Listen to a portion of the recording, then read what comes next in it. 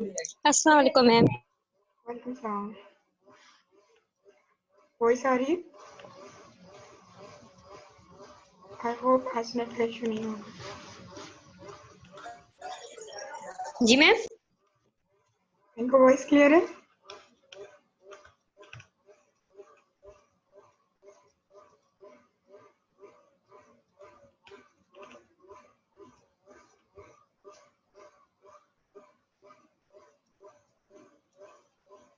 जी तो प्यारे बच्चों, वॉइस क्लियर है?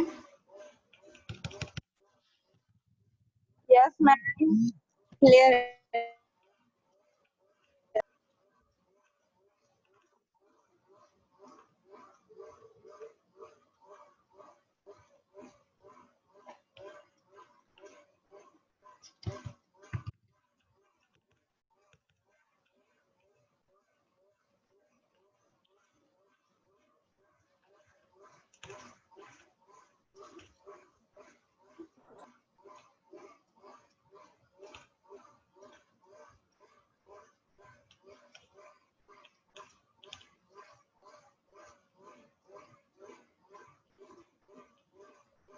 नहीं बेटा, क्लास की टाइमिंग 2 से 3 थी।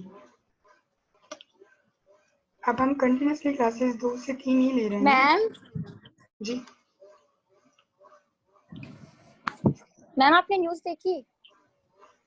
कौन सी न्यूज़? मैम यूनिवर्सिटी सितंबर में खुलेंगी। जी पहले 3 अगस्त था और अब सितंबर है।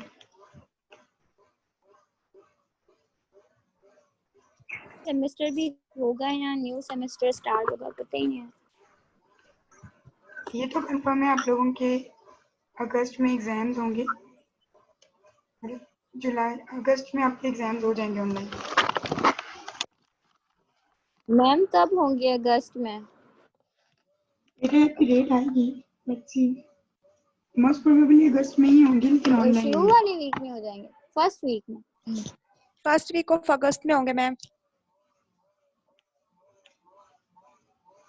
फॉर श्योर ऐसे ही है। स्टूडेंट्स इतनी देर से क्यों ज्वाइन कर रहे हैं?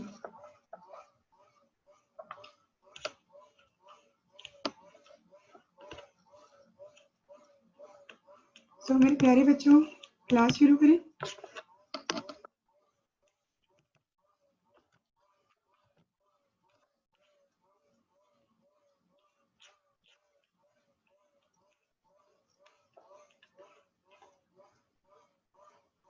क्या वॉइस क्लियर है या वॉइस का इशू है?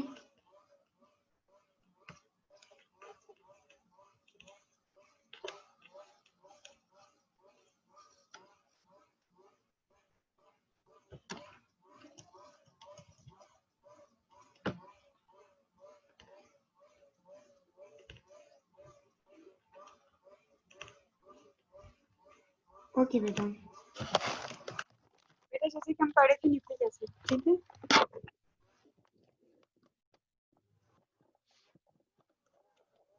तो न्यूक्लिक एसिड क्या था? एक पॉलीमर था। किसका? बहुत सारे न्यूक्लियोसाइड्स को मिलाकर पॉलीन्यूक्लियोटाइड एक कंपोनेंट बन रहा था, जिसे हम न्यूक्लिक एसिड कह रहे थे। जब हमारा न्यूक्लियॉन्स डिस्कवर हुआ कि नेचर थी एसिडिक, यानी साइंटिस्ट की तरफ से ये कहा गया सेल के अंदर न्यूक्लियस के अंदर एक मटेरियल है, क्रोमोसोम्स डीएनए का एक मटेरियल है। उस मटेरियल डार्क शेड का था, तो उसको न्यूक्लियॉन्स का नाम दिया। और जब उस मटेरियल को निकाल के by the buffer system check किया गया तो वो एसिडिक नेचर में था, तो फिर उसका न्यूक्लियॉन से न्यूक्लिक एसिड नेम बना। मैम आपकी वॉइस क्लियर नहीं आ रही है। ओके सो पार्टिसिपेंट्स, आप लोग अपना माइक म्यूट करें। आफ्ताब आप अपना माइक म्यूट कर दें।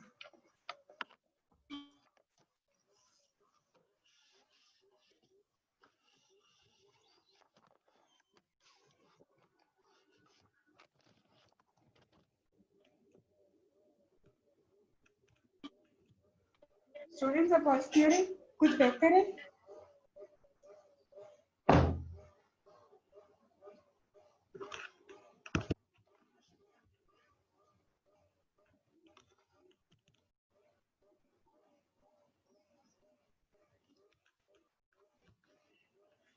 चलिए,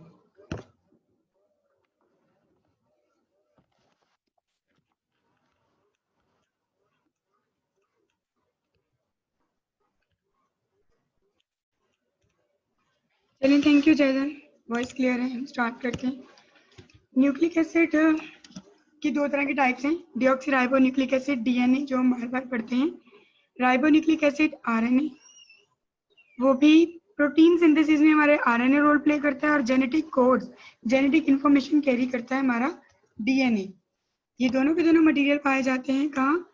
न्यूक्लियस के अंदर, in the form of chromosomes. महक, आवाज नहीं आ रही? नो मैम, आपकी आवाज नहीं आ रही।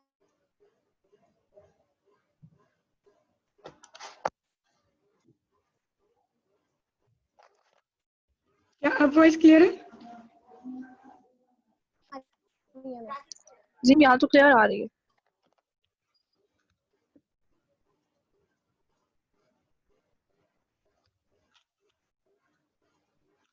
Student, just give me a 5 minutes. I'm coming. Okay, ma'am.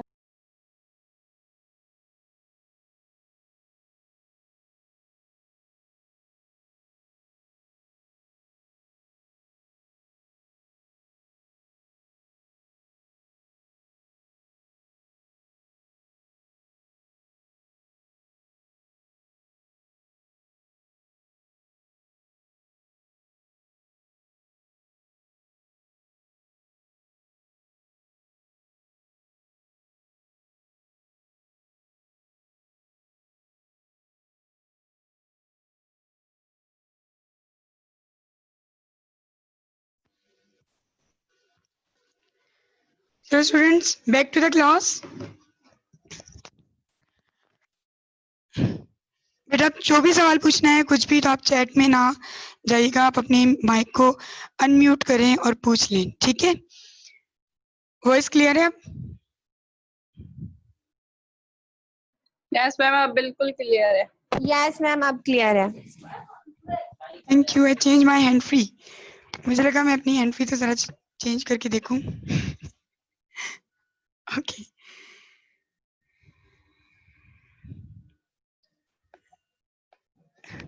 So the types of nucleic acid, DNA and rRNA. Nucleic acid का स्ट्रक्चर अगर हम देखें, न्यूक्लिक एसिड का स्ट्रक्चर देखें तो न्यूक्लिक एसिड बहुत सारे न्यूक्लियोटाइड्स को मिलाकर एक चेन बनाकर, यानी पॉली न्यूक्लियोटाइड में एक मटेरियल बनता है, फिर हम उसको न्यूक्लिक एसिड कहते हैं। यानी कि बहुत सारे न्यूक्लियोटाइड्स को मिलाकर, मैनी न्यूक्लियोटाइड्स का कॉम्बिनेशन एक चेन बनता है, चेन स्ट्रक्चर, वो चेन स्ट्रक्चर न्यूक्लिक एसिड कहलाता है। इसके बिल्डिंग ब्लॉक्स में है न्यूक्लियोटाइड्स। न्यूक्लियोटाइड्स एक ऐसा कंपोनेंट है हमारे न्यूक्लिक एसिड का बिल्डिंग ब्लॉक, यानी ये कर ले एक ब्रिस्क है हमारी वॉल की, और वो ब्रिस्क कंटेन कर रही है 3 सब यूनिट्स को। 3 यूनिट्स में उसके एक है फॉस्फेट यानी फॉस्फेरिक एसिड की bond, second one is sugar, deoxyribose sugar होगी तो डीएनए, राइबोज शुगर होगी तो RNA. Then nitrogenous bases, nitrogenous bases में 2 प्योरीन है, 2 पैरामेडन है, यानी कि प्लस माइनस। प्योरीन्स में आपके पास आती है एडेनाइन एंड ग्वाइनाइन, इसी तरह एडेनाइन एंड साइटोसाइन, इसी तरह आपकी पैरामेडम्स में आती हैं साइटोसाइंस एंड थाइमाइंस। डीएनए है तो थाइमाइंस, अगर आरआरएनए है तो यूरासिल। एग्री? इतना स्ट्रक्चर तो हमने कल भी पढ़ा था। Yes, ma'am. Now the phosphoric acid link करता है सारे न्यूक्लियोटाइड्स को, जब वो सारे न्यूक्लियोटाइड्स को आपस में लिंक करवाता रहता है तो वो एक चेन बनती है, this known as polynucleotide chain, means DNA और एन rRNA. Now the second one is sugar 5 carbon keto sugar है, यानी pentose sugar. Deoxyribose pentose sugar होगी, वो डीएनए में पाई जाएगी। राइबोज पेंटोज शुगर होगी तो वो आरआरएनए में पाई जाएगी। नाइट्रोजीनियस बेसिस प्योरीन और पैरामेडन्स, जिसमें हम पढ़ चुके हैं। प्योरीन्स में क्या है? एडेनाइन, ग्वाइनाइन, और पैरामेडन में साइटोसाइन, यूरासिल, या साइटोसाइन थाइमाइन? न्यूक्लियोसाइड्स बेटा 3 सब यूनिट्स को डिवाइड करके 2 में ले आओ। सिर्फ शुगर और नाइट्रोजीनियस बेस कहलाएंगी न्यूक्लियोसाइड। अगर शुगर और नाइट्रोजीनियस बेस के साथ आप लगा दोगे क्या फास्फोरिक Phosphoric एसिड, acid. बिल्कुल, तो वो बन जाएगा न्यूक्लियोटाइड्स। शुगर जो है वो उसकी बैकबोन कहलाती है। शुगर फास्फोरेट इसकी बैकबोन्स कहलाती है, यानी कि ये जो पिंक वाले हैं बेटा ये हमारी वर्टिब्रीज हैं। वर्टिब्रीज के साथ हमारे रिब्स और ऑर्गन्स लगे हुए हैं, यानी वर्टिब्रीज बैकबोन, जिसकी वजह से चेन मिलती है और बनती रहती है आगे। ठीक है, अगर हम बेस को ऐड करेंगे तो बेटा कार्बन नंबर फर्स्ट पे, और अगर हम फॉस्फोरिक एसिड की बैकबोन बनाएंगे तो 3 कार्बन से हम बॉन्ड उठाएंगे और 5 कार्बन पे चिपकाएंगे। एग्री? डीऑक्सीराइबोस न्यूक्लिक एसिड इस डीएनए इनहेरिटेंस मटेरियल कंटेन करता है, यानी जीन्स कंटेन करता है। Genetic material information, genetic information, hereditary information contain करता है। 1960 में ये डिस्कवर हुआ था बाय फ्रैंकलिन, वेटसन एंड क्रीक। उन्होंने फिर इसका मॉडल भी दिया, स्ट्रक्चर भी बताया। 3 मिलियन डीऑक्सीराइबो न्यूक्लिक एसिड पाए जाते हैं। 25,000 जीन्स इनके अंदर होते हैं, यानी 25,000 genes contain codes and then anticodes and all. Deoxyribose nucleic acid को देखा जाए तो DNA store as a genetic information principally regulate करता है सेल की फिजियोलॉजी का, कि सेल के अंदर कौन कौन से फंक्शन होंगे, किस तरह होंगे, ये सब के सब जो डायरेक्ट करता है, यानी जिसके पास इसकी इंफॉर्मेशन है, जिसके पास इसका चार्ज है, वो है डीएनए, यानी जो न्यूक्लियस के अंदर है। डीएनए की 2 डबल हेलिक्स स्ट्रक्चर है ना, टेम्पलेट ऑफ रेप्लिकेशंस, इसकी जो डबल हेलिक्स है वो खुलता है तो वो एक टेम्पलेट यानी एक मदर स्ट्रैंड देता है for the formation of daughter strand, तो इसको टेम्पलेट कहेंगे। इसमें प्रोटीन के लिए कोड्स रखे होते हैं और एंटी कोड्स उस प्रोटीन के लिए किसके पास होते हैं? आरआरएनए के पास। एग्री? डीएनए की 2 स्ट्रैंड्स होती हैं, 2 स्ट्रैंड आपस में मिलती हैं बाय हाइड्रोजन बॉन्ड्स। हमेशा ग्वाइनाइन साइटोसाइन के साथ बाउंड करता है बाय द 3 हाइड्रोजन बॉन्ड्स। इसी तरह एडेनाइन थाइमाइन के साथ बाउंड करता है bye double hydrogen bonds. DNA is made of 2 strands, ठीक है, ये मैं आपको बता चुकी हूँ। सिस्टर स्ट्रैंड एक होती है इसकी कॉम्प्लीमेंट्री, एक होती है सिस्टर्स, एक होता है इसका मतलब टेम्पलेट, दूसरी इसके साथ होती है सिस्टर स्ट्रैंड जो कि आइडेंटिकल नहीं होती। आइडेंटिकल इसलिए नहीं होती क्योंकि इनकी बेसिस अलग अलग से ज्वाइन होती हैं। अगर एडेनाइन दूसरी स्ट्रैंड के एडेनाइन से ही ज्वाइन होगी तो फिर आइडेंटिकल स्ट्रैंड्स बनेंगी, लेकिन अगर उसकी एडेनाइन को हमेशा जुड़ना ही थाइमाइन के साथ है तो वो नॉन आइडेंटिकल स्ट्रैंड्स बनेंगी, यानी अपोजिट स्ट्रैंड्स बनेंगी। वेटसन और क्रीक ने जो स्ट्रक्चर दिया था डीएनए का वो कुछ इस तरह का था। ठीक, ये एक स्ट्रैंड, ये दूसरी स्ट्रैंड आपस में कंबाइन हो रही है by the nitrogenous bases and hydrogen bonds. ठीक, Watson Crick structure of DNA, cytosine guanine के दरमियान हमेशा 3 हाइड्रोजन बॉन्ड्स होंगी, एडेनाइन थाइमाइन के दरमियान 2 हाइड्रोजन बॉन्ड्स होंगी।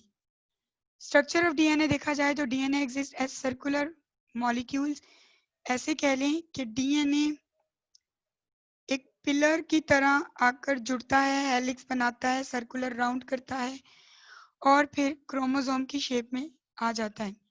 क्रोमोसोम क्या है? एक्स शेप स्ट्रक्चर है जो कि डीएनए को कंटेन कर रहा है। शीला, आपको कुछ सवाल पूछना है? सॉरी मैम, वो बाय मिस्टेक हो गया था। और मैम पूछना भी था है। जी पूछिए। मैम आवाज आ रही है? जी आवाज मैम आ रही है। डीएनए मैम मैटरनल है, पैटर्नल नहीं है? डीएनए मैटरनल है, पैटर्नल नहीं है। DNA contains both information from the mother side, from the father side as well.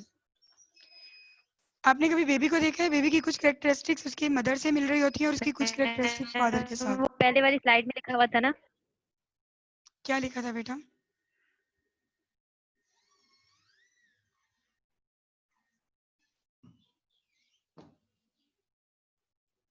कौन सी स्लाइड?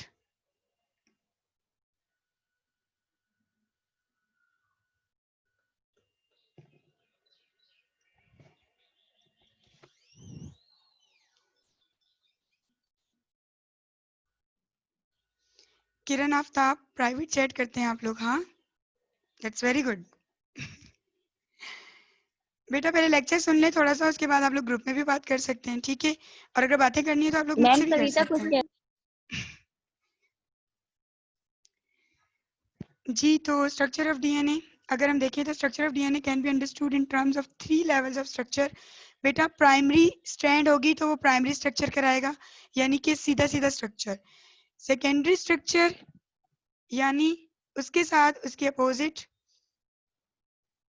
ठीक है सविता, नो इशू। उसके अपोजिट उसकी स्ट्रैंड मिलकर उसके साथ डबल स्ट्रैंडेड और राउंडेड स्ट्रक्चर बनाएगा, तो वो कहलाएगा उसका secondary strand. Now the tertiary ma'am आप पहले स्ट्रक्चर। वाली स्लाइड का देखे। बेटा कौन सी स्लाइड नंबर बताएं? मैं पीछे जा रही हूँ, आप मैम मुझे बताइएगा। प्रीवियस थी। यस मैम आप करें। कहाँ पर? शुरू में चली जाऊँ? स्टार्टिंग में। यस मैम ये वाली, इससे आगे। This one? नो मैम अभी जो थी आपने जहाँ से स्टार्ट करवाया था।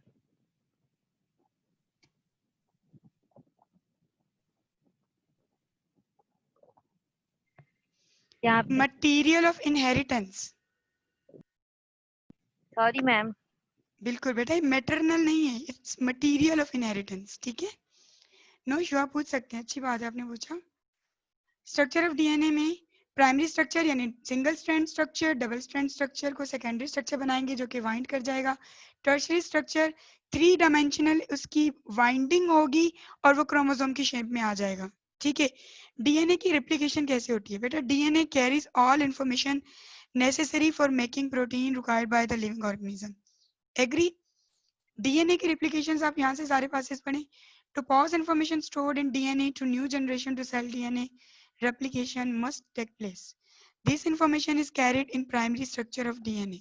To pass the information stored in DNA to a new generation of cells, DNA replication must take place.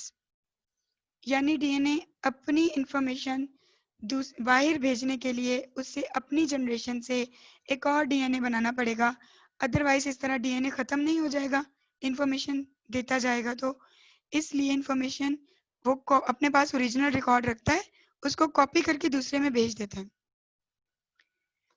This is called semi conservative replications. The production of new DNA is carried out by enzyme is called DNA polymerase.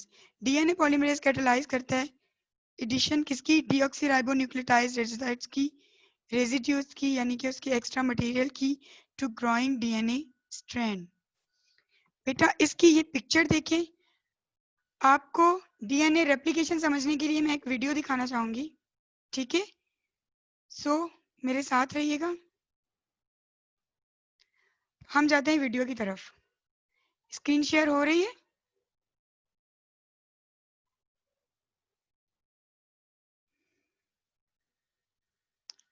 Now the DNA replication. बेटा voice I really don't know कि voice अब आपको video की आएगी या नहीं, लेकिन साथ साथ मैं आपको बताती भी जाऊंगी। आप जस्ट अनम्यूट करें अपना माइक और मुझे बताएं कि आपको वॉइस आ रही है वीडियो की या नहीं। वीडियो स्टार्ट हो गई है, ठीक है? इस वक्त वॉइस नहीं है। मैम नहीं आ रही आपकी आवाज।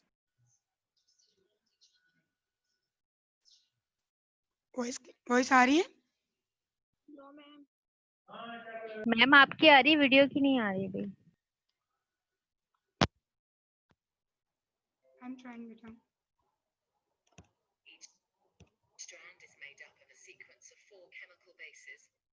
मैम अब आ रही है। अब आ रही है? अब वॉइस आ रही है? Yes ma'am. ओके बेटा सुने ध्यान से, कोई भी सवाल हो आप बीच में या वीडियो को रोकने का या रिवाइंड करने का कह सकते हैं, ठीक है?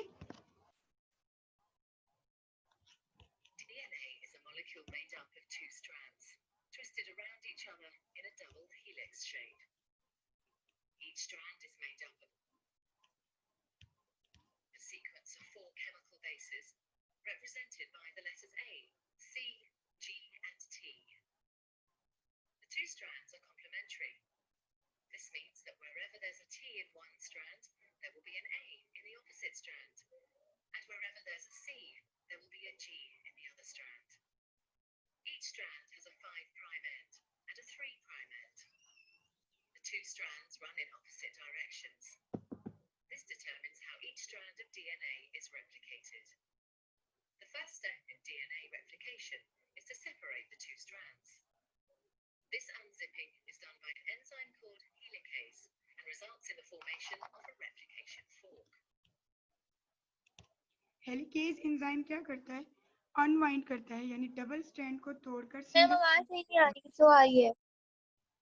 The separated strands each provide a template for creating a new strand of DNA. An enzyme called primase starts the process. This enzyme makes a small piece of RNA called a primer. This marks the starting point for the construction of the new strand of DNA. An enzyme called DNA polymerase binds to the primer and will make the new strand of DNA. DNA polymerase can only add DNA bases in one direction, from the 5' end to the 3' end. One of the new strands of DNA, the leading strand, is made continuously, the DNA polymerase adding bases one by one in the 5' to 3' direction. The other strand, the lagging strand, cannot be made in this continuous way because it runs in the opposite direction. The DNA polymerase can therefore only make this strand in a series of small chunks called Okazaki fragments.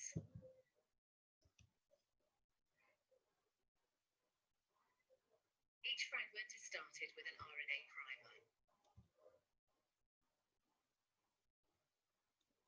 DNA polymerase then adds a short row of DNA bases in the 5' to 3' direction.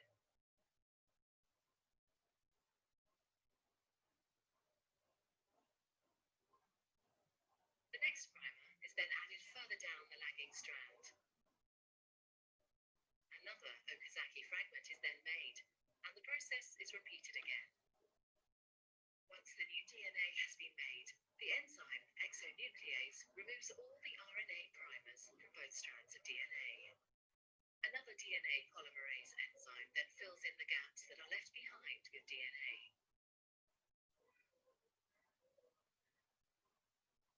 Finally, the enzyme DNA ligase seals up the fragments of DNA in both strands to form a continuous double strand. DNA replication is described as semi-conservative because each DNA molecule is made up of one old, conserved strand of DNA and one new one.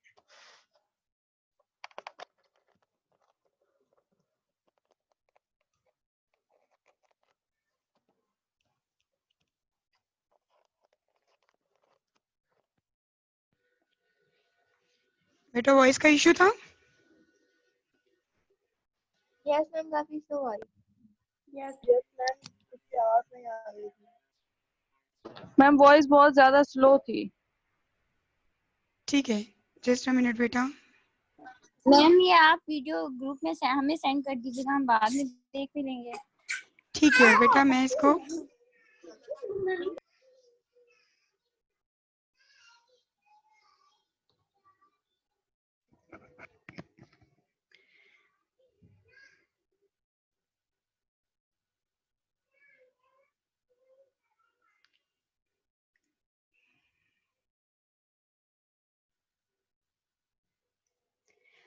बेटा आपको video में कुछ समझ आया? थोड़ा बहुत?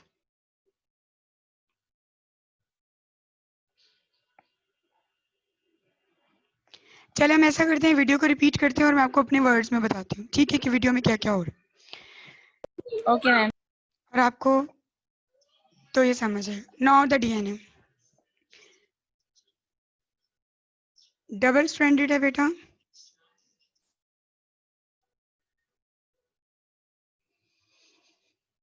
सबसे पहले अनवाइंडिंग होगी, यानी कि जो रोल खा रहा था डीएनए वो सीधा स्ट्रेट हो गया, ठीक है। अब सी डीएनए के स्ट्रेट होने के बाद क्या होगा फर्दर? यहाँ पे इन्होंने बेसिस के बारे में कुछ बताया है, ये तो हमें कंफर्म है, एडेनाइन थाइमाइन के साथ ही बॉन्डिंग्स बनाएगा, ठीक है। अब ये डबल स्ट्रैंड्स हैं। नाउ एक एंजाइम आएगा जो कि डबल स्ट्रैंड को सिंगल स्ट्रैंड में चेंज करेगा, हेलिकेज। हेलिकेज 2 स्ट्रैंड्स को खोल देगा। खोलने के बाद रेप्लिकेशन फॉक बनाएगा। रेप्लिकेशन फॉक, इसकी शक्ल नजर आ रही है आपको? फॉक की तरह है, इसका फेस देखें, रेप्लिकेशन डीएनए का फॉक की तरह है, तो इसे हम रेप्लिकेशन फॉक कहते हैं। Fork is a utensil, right. सबसे पहले एक एंजाइम आएगा जो कि इसको स्टार्ट करेगा, प्राइमेज। प्राइमेज स्टार्ट करेगा यानी स्टार्टिंग अमाइनो एसिड सेट करेगा, या ऐसे कर सकते हैं, कह सकते हैं कि यहाँ से अब आगे स्ट्रैंड बनती जाएगी। Now it's a primer code, starting code जो प्राइमेज ने लगाया। Then DNA polymerase, DNA polymerase ने इस प्राइमर कोड को जज किया। अब वो फर्दर डीएनए बेसिस ऊपर से मंगवाएगा और क्या करेगा, जोड़ता जाएगा, जब तक कि इसको रोकने के लिए एंड का कोड नहीं आ जाता, तब तक ये स्ट्रैंड बनती जाएगी। प्राइमरी स्ट्रैंड बनी, अब लीडिंग स्ट्रैंड बन रही, उसके साथ उसकी डॉटर स्ट्रैंड बनती जा रही है। दूसरी स्ट्रैंड का क्या हुआ बेटा? दूसरी स्ट्रैंड में प्रॉब्लम ये है कि इसको अपोजिट साइड्स में जाना है। उसका तो प्रॉब्लम सॉल्व था, लेकिन ये अपोजिट साइड में जाएगी। इसमें ऐसा होगा कि एक स्ट्रैंड लंबे टाइम के लिए बनती नहीं जाएगी, जल्दी रुक जाया करेगी, जिसकी वजह से दोबारा प्राइमेज को आना पड़ेगा और बार बार उसको क्या करना होगा, इसका प्राइमरी कोड लगाना पड़ेगा कि भाई स्ट्रैंड बनाओ। वो बार बार प्राइमरी कोड लगाएगा, यानी ये 1 है, ये 2 है। इसके बीच में जो डीएनए पॉलीमरेज की वजह से ये वाला फ्रेगमेंट बन रहा है, इसको हम कहते हैं ओकाज़की फ्रेगमेंट, ठीक। यानी बार बार प्राइमेज आएगा। मैम ये फिर से समझा।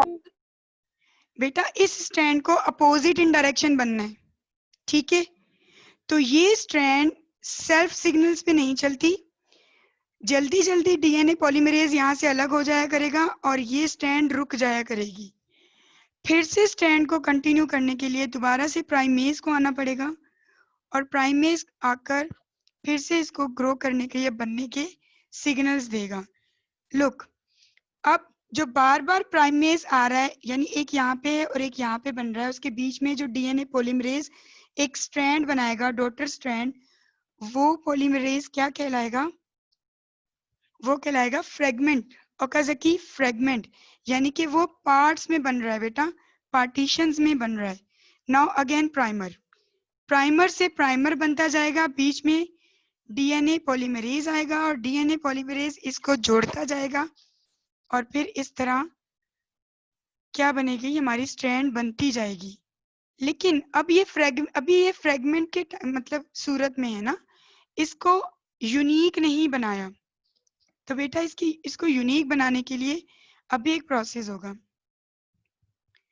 अब ये जो फ्रेगमेंट्स बने हैं, यहाँ पर एक्सोन्यूक्लियस एक एंजाइम एक्ट करेगा। एक्सोन्यूक्लियस इस प्राइमर फ्रेगमेंट को निकाल देगा और डीएनए पॉलीमरेज अपनी दोनों स्ट्रैंड को आपस में जोड़ देगा। यानी जो फ्रेगमेंट थे ना, फ्रेगमेंट्स की में जो पार्टीशन थी प्राइमेज की, वो निकल जाएगी और एक ही डीएनए पॉलीमरेज से सिंगल स्ट्रैंड बन जाएगी। और फिर लिगेज एंजाइम आएगा जो कि इसको यूनिक बनाएगा, यानी कि विदाउट पार्टीशंस बनाएगा एक ही लंबी स्ट्रैंड। पहले जो मार्क हुई वो थी आपके पास मदर, अब ये जो दूसरी मार्क हुई बेटा, ये आपके पास डॉटर बनी। एग्री? पहली स्ट्रैंड उसकी मदर स्ट्रैंड थी, जो उसके साथ जुड़ के दूसरी स्ट्रैंड बनी है वो उसकी डॉटर स्ट्रैंड है।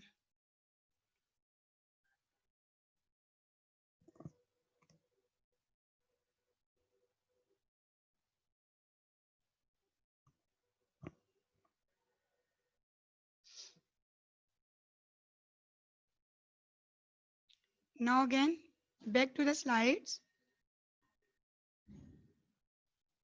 महक कुमारी, ओके बेटा। डीएनए रेप्लिकेशन का प्रोसेस आपने देखा, ठीक है। डीएनए रेप्लिकेशन का प्रोसेस बिल्कुल सिंपल है। सबसे पहले हेलिकेज आया, हेलिकेज ने आकर उस 2 स्ट्रैंड्स को तोड़ के सिंगल सिंगल स्ट्रैंड बना दिया। उसके रिजल्ट में जो प्रोडक्ट बना वो था रेप्लिकेशन फोक। रेप्लिकेशन फोक बनने के बाद एक प्राइमेज एंजाइम आया जिसने उसका प्राइमरी कोड लगाने के बाद स्ट्रैंड को स्टार्ट कर दिया। प्राइमरी कोड लगाया यानी उसका स्टार्ट किया उसने, तो हमारी जो डॉटर स्ट्रैंड थी वो स्टार्ट हो गई। उसके बाद डीएनए पॉलीमरेज आया जिसने प्राइमेज की छोड़ी हुई यानी प्राइमरी कोड से अपनी स्ट्रैंड बनाना शुरू कर दी। उसने डीएनए पॉलीमरेज ने तब तक वो स्ट्रैंड बनाता रहेगा जब तक उसका एंड टर्मिनेशन कोड नहीं आएगा कि अब स्ट्रैंड को टर्मिनेट करो। स्ट्रैंड टर्मिनेट हो गई बेटा, उसके बाद क्या होगा? उसके बाद लिगेज एंजाइम आएगा जो कि उस स्ट्रैंड को यूनिक करेगा, यूनाइट करेगा, उसके बीच में से फ्रेगमेंट्स को अलग अलग नहीं छोड़ेगा, उसको यूनाइट करेगा लिगेज। लिगेज के बाद अगेन वो स्ट्रैंड रेडी हो जाएगी, वो फिर से वाइंड करेगी। उस स्ट्रैंड में एक मदर स्ट्रैंड होगी और एक डॉटर स्ट्रैंड होगी, ठीक है। और ज्योतिका अपना माइक कतो म्यूट करें। कोई जान छुरी खरी खणिया कत वारी केटन गडी Jyotika just mute your mic, okay. अब बेटा इसके बाद क्या होगा? ये पिक्चर है, पिक्चर पे आपको समझ आ जाएगी। सबसे पहले डबल स्ट्रैंड अलग हुई, इस स्ट्रैंड का अलग से डॉटर बना, इस स्ट्रैंड का अलग से डॉटर बना, फिर ये डॉटर स्ट्रैंड्स फॉस्फेरिक एसिड यानी कि लाइगेज एंजाइम से जुड़ के यूनिक हो गए। अब ये जो स्काई ब्लू शेप में है ये डॉटर स्ट्रैंड है और जो ब्लू है वो पेरेंट स्ट्रैंड है, ठीक है। तो एक डीएनए की स्ट्रैंड से यहाँ पे हमारे पास 2 डीएनए की स्ट्रैंड्स आ गई हैं। प्रूफ रीडिंग क्या होती है बेटा? डीएनए बनने के बाद प्रूफ रीडिंग एक ऐसा एंजाइम है जो कि उस डीएनए स्ट्रैंड को, उसकी डॉटर मदर स्ट्रैंड को प्रूफ रीड करता है कि क्या इसमें कोई म्यूटेशन तो नहीं हुई, क्या इसमें रेप्लिकेशन में कोई एरर तो नहीं है। अगर उसका एरर आता है तो प्रूफ रीडिंग वाले एंजाइम उसको रिपेयर करके एक अच्छा सा डीएनए बनाकर छोड़ देते हैं, एग्री। लेकिन अगर एरर नहीं आता तो फिर वो उसे कंटिन्यू करते हैं, आगे चलने देते हैं, ठीक है। ये है प्रूफ रीडिंग एंजाइम और रिपेयरिंग। बेटा ऐसा होता है कि 1 बिलियन बेसिस में एक बेस खराब होती है कभी कभी एरर वाइज, तो प्रूफ रीडिंग उसके एरर को खत्म कर देता है। अगर प्रूफ रीडर हमारे पास अच्छा ना होगा तो बेटा क्या होगा? म्यूटेशन डेवलप होगी और फिर म्यूटेशन एबनॉर्मल सेल्स यानी कैंसर बनाएंगे बॉडी के अंदर। डीनेचुरेशन क्या होती? नेचर उसकी आदत को डीनेचुरेशन चेंज करना। अनवाइंड यानी डबल स्ट्रैंड डीएनए को इतनी हीट देनी कि वो डीनेचर हो जाए, यानी कि दोनों खुल के अलग अलग हो जाएं, ठीक है। जैसे वाटर मॉलिक्यूल को हीट देते हो तो वो एवापोरेट होके गैस मॉलिक्यूल्स में चेंज हो जाते हैं, यानी कि वो और सेपरेट हो जाते हैं, ठीक है। इसी तरह डीएनए के मॉलिक्यूल को हीट देकर उन मॉलिक्यूल्स को अनवाइंड करना यानी अलग अलग करना कहलाता है डीनेचुरेशन। और उसके बाद जब वो ठंडा होता है, कूल होने के बाद फिर से वो वाइंड हो जाता है, यानी वो फिर से गोल गोल घूमकर जिगजैग हो जाता है, उसको कहते हैं रीनेचर्ड, ठीक है। Now the structure of RNA बिल्कुल सिंपल है बेटा। आरएनए का स्ट्रक्चर उसी तरह का होगा, सेम जिस तरह का डीएनए का होगा। कुछ डिफरेंसेस होंगे और वो 3 डिफरेंसेस, एक सबसे पहले शुगर का होगा क्योंकि डीएनए में डीऑक्सीराइबोज शुगर होगी और आरएनए में राइबोज शुगर होगी, यानी कि number 1 difference is from sugar. Number 2 difference इसका होगा बेस का। बेस में आरएनए में यूरिसिल होगी इंस्टीड ऑफ थायमाइन, एग्री। उसके बाद आरएनए का तीसरा डिफरेंस, आरएनए हमेशा सिंगल स्ट्रैंड रहता है डीएनए डबल स्ट्रैंड बन जाता है, स्टोर होता है, लेकिन आरएनए हमेशा सिंगल स्ट्रैंड रहता है। आपको ये तीनों डिफरेंस समझ आए डीएनए और आरएनए के? यस बोले जल्दी से। Yes ma'am. Okay, thank you बेटा। Yes ma'am. पहला डिफरेंस बेस का, पहला डिफरेंस शुगर का, दूसरा बेस का, और तीसरा उसके स्ट्रक्चर का, यानी कि वो डबल स्ट्रैंड होता है और आरएनए सिंगल स्ट्रैंड होता है। मम्मा टेलर का मैसेज आया, उसे रिप्लाई करो जी। Okay, the types of RNA बेटा, 3 तरह की आरएनए की टाइप्स हैं, messenger RNA, transfer RNA and then ribosomal rRNA. इनकी शक्ल आपको बता देगी कि इनका फंक्शन क्या होगा। मैसेंजर आरएनए बेटा डीएनए से प्रोटीन बनाने वाली इंफॉर्मेशन लेकर आता है, मैसेंजर आरएनए, ठीक है। राइबोसोमल आरएनए के 2 यूनिट होते हैं, स्मॉल यूनिट, लार्जर यूनिट। इसके बीच में डीएनए एमआरआरएनए चलता है। राइबोसोमल आरएनए कोड को एंटी कोड के साथ मैच करके जोड़ के आगे भेजने में हेल्प करता है, ठीक है। ट्रांसफर आरआरएनए टीआरआरएनए जो कि ऊपर अमाइनो एसिड कैरी करता है और नीचे एंटी कोड। मैसेंजर आरएनए के कोड पे टीआरआरएनए का टी बेटा टर्टर वाला, ठीक है, टर्टर वाला टीआरआरएनए एंटी कोड को कैरी करता है, जो वो लाकर एमआरआरएनए के कोड के ऊपर रखता है, तो ऊपर से अमाइनो एसिड जुड़ते हैं, ठीक है। इसका फंक्शन आपको यहाँ से समझ आएगा। ये जो ब्राउन है बेटा, ये आरआरएनए राइबोसोमल आरएनए है। जो ये लाइन जा रही है मैसेंजर आरएनए जिसके ऊपर कोडान है। ये जो चीजें हैं ये टीआरआरएनए है जो कि उसके ऊपर अमाइनो एसिड को लेकर आ रहा है, अमाइनो एसिड को लेकर आ रहा है। इसके पास एंटी कोड है, एंटी कोड को कोड के ऊपर लगाकर अमाइनो एसिड को जोड़ता जाएगा। इन रिजल्ट हमारे पास अमाइनो एसिड की चेन यानी कि प्रोटीन बन जाएगी। एग्री? ये आपको फंक्शन समझ आए इन आरआरएनए की टाइप्स और फंक्शंस, ठीक है बेटा। न्यूक्लिक एसिड क्या होगा? आपकी मीटिंग में जस्ट 1 मिनट है, इस 1 मिनट के बाद आप लोग मीटिंग को फिर से रीज्वाइन करेंगे। एग्री? और हम 5 स्लाइड्स रह गई हैं, हम वो 5 स्लाइड्स पढ़ेंगे, एक वीडियो देखेंगे और फिर बाय बाय, ठीक है। Nucleic acid and protein synthesis बेटा, न्यूक्लिक एसिड से प्रोटीन का बनना, ये जो प्रोसेसेस हैं इसमें 3 स्टेप्स होते हैं।